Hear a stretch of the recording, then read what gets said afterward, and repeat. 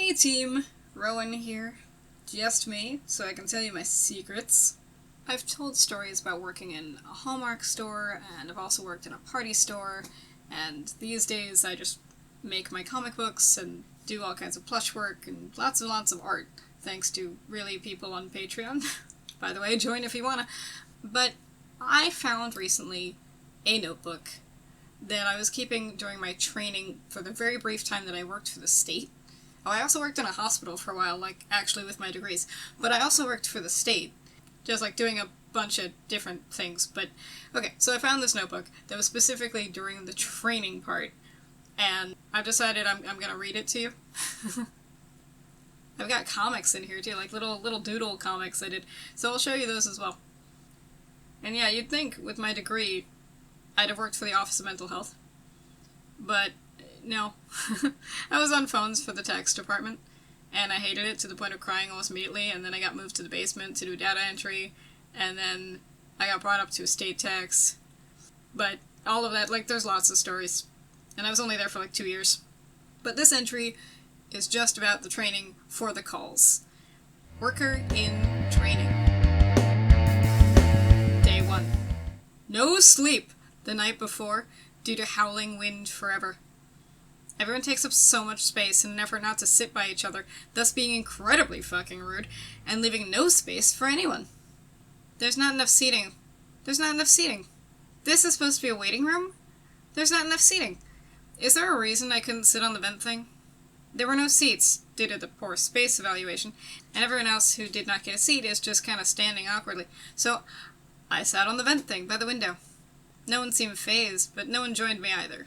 Is this like a Men in Black test? Did I pass? But no one else wants to sit? And why fill a 3-seat couch with only 2 people? These people are more antisocial than I am. It just isn't logical. Okay, actually I think I broke it. With my butt. There was noise and vibration, and now the thing on my side is bent in. I broke it. Oh my god, I failed the MIB test. Oh my god, oh my god, oh my god, oh my god, oh no, no, no, no, no, no, no, no. Oh my god. This is why they all looked at me? Now I'm the idiot who broke this. With my butt. Oh my god, this is my first day. Oh no. What the fuck was the point of coming here at 8:15? Walk faster. Great. How American. Majority rule now means loudest. One right and I'm fucking lost. Couldn't get coat off. Why did I sit in the front? Who am I trying to impress? Don't throw up, don't throw up, don't throw up. Oh god, I'm sweaty. Why? Signed the thing before I was supposed to. This is how souls get sold. I'm funny when people hear me the first time. Huh. I wrote my own birthday wrong. Don't tell me about arm pain, you insensitive old lady. Such hunger. I'm gonna eat the lady next to me. Bathroom? Too many doors. Are we all in the men's room? Lunch with Rob was nice, if brief. I learned how long a half-hour break actually is. What they may as well have said. By the way, fuck your carpool. Go half an hour in the wrong direction for 3 days because whoops. So I asked the nice lady what I should do, and she offered me a ride. I accepted because I didn't really know what else to do and instantly felt guilty. I'm in the system. Got a phone, business Rowan activated, and I'm really scared. Day 2. So I drove in with an almost stranger. Thankfully, she was super nice. I sat in the back this time to avoid the intensity of sitting in the front last time. So, I had issues seeing the screen. We played bingo. Things I wanted to say to people, but instead opted to stifle until my brain was screaming on the inside. No, the flu shot does not cause autism.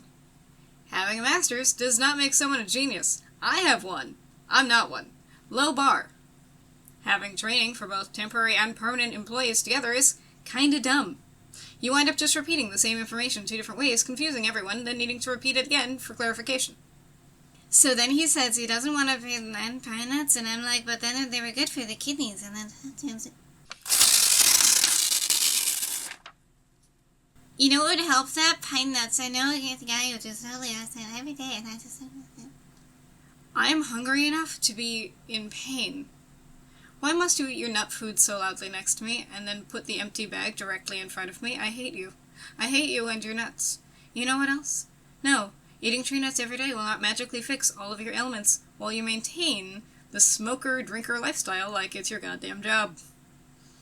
Well then, apparently the vast majority of people using phones and computers for their jobs have no idea how to use them, let alone how to do so safely. Day 3. I learned that everything is lies. I'm getting my health insurance way later than I thought, for example, and that super sucks. So much about parking felt to me like the stuff about bike safety when I was a kid. None of this applies to me. And then I never did learn how to ride a bike anyway. Not gonna close unless it's a Buffalo situation was about weather and Buffalo, New York, but all I pictured in my head was a giant disgruntled buffalo. Do the monthly dues to the water club give you special water? What's wrong with the water fountain? Bright side, training makes it sound like I'm a cool spy or a detective. Downside, I'm feeling the pressure. Neck craning. Ow. Why does every table have someone eating nuts? I avoided the cashews, ended with the almond trail mix and the bag of nuts. Where is all this coming from? Are you hiding nuts in your butt? Butt nuts? If I fall asleep during training, do I still get paid? The answer was yes, by the way. Day 4. I kept thinking I had met a friend, but then she or he would say something wrong. And so many nuts. I just kept inching farther and farther away. I don't, automatically dislike people if they don't... I have allergies. I understand that everyone has allergies. I'm not telling these people I have allergies. I'm not judging people by the... That's not... It's my own trauma. They're fine. In any case, I spent too much time obsessing about the wrong "your" being used in the PowerPoint. It hurt me. I couldn't look at it. Only the medical girl and I gave a shit. Okay, I know it wasn't meant this way, but signs of certain mental illness being taken as a potential threat is pretty shitty. If someone suddenly has poor hygiene and seems distanced, that's depression, or even a sign of a bunch of other things. Why is the go-to hacker? And I know it's a good test, but on a bad day, it takes a second to remember things like dates and addresses, including my own birthday, if I'm on the spot. I experienced that here in training. That doesn't mean I'm stealing my own identity. It's still a good test, though. Day 5. Medical girl fucking left. Looked at me with the same expression of, oh Jesus, no one else has higher degrees here than I had, and then got her old job back. Fine. I didn't need you anyway. Come back, we even wore matching sweatshirts on that one day. Why don't you love me anymore?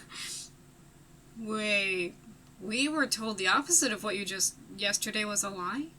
What is truth? Where am I? Oh, shit. Day 6. We were asked what other jobs we've had.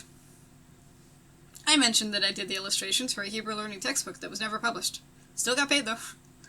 A man in my training class stopped me on the way to the bathroom to say, not ask, but say, "You speak Hebrew?" To which I replied, "No. I mean, I know how to sound things out from Hebrew school, but not but you wrote that Hebrew textbook." I illustrated it. I just drew what I was told to draw. Most of the book was in English. But I didn't have to read it in order to draw. He looked disappointed, as he let me know his name was whatever language, and that he was absolutely fascinated by all things Jew. I couldn't tell if he himself was Jewish, but I kinda need to assume not, since our conversation ended when he said, "Yeah, but, I mean, Jewish is a religion, not a culture." Excuse you, shithead?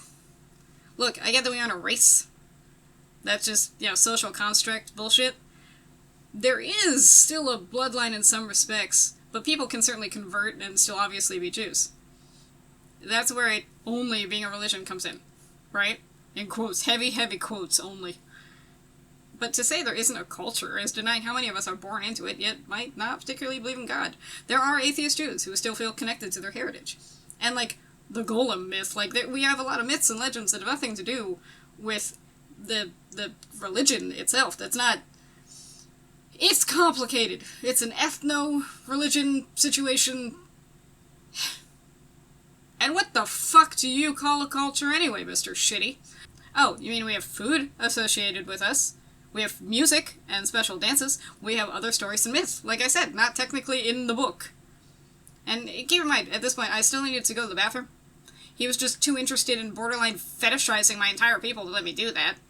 I have a history of persecution by people who are just too stupid to recognize the ability to have a Venn diagram of religion and myth and family heritage and history and general non-God related moral code and a freaking culture and so much else. And it's... And there's a difference between, like, Ashkenazi versus, like, Sephardic versus, you know, because wherever we were, places-wise in the world, we would have aspects of the culture around us as well. That's just what happens. But I didn't say most of that to him. I just said, well, there are atheist Jews, to which he replied with something about everyone believing in God when they need him, which was such a shitty, selfish thing to say. I wouldn't even necessarily call myself an atheist per se, but I'm not going to go into that right now. That is a rant for another time. Oh, right. I faint when cold, and have panic attacks. So this one I actually remember. I did faint, and I did wind up on the bathroom floor, and I didn't tell Rob, so Rob probably is listening to this now. Sorry about that one. Yeah, no, I'm fine. I was still super underweight at the time. I got better. I've lost track of the days at this point. It's been years.